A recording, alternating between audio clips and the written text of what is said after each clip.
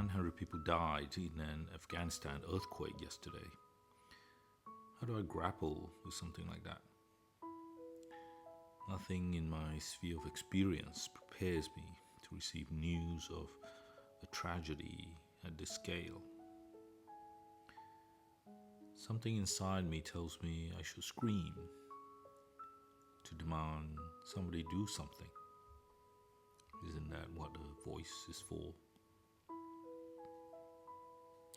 But I think the real reason for my urge to scream is to make noise, to hide the fact that I feel helpless, hearing about so many people dying on a normal suburban Tuesday evening. My children are asleep. If I scream, should I wake them so they scream too? Should I wake my neighbors and their children too? I think I'll let my children sleep. I don't think they're ready for news like this.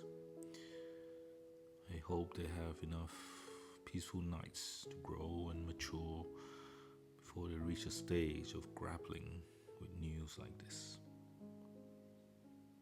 I hope they have a childhood where they can still sleep even when there is pain in the world.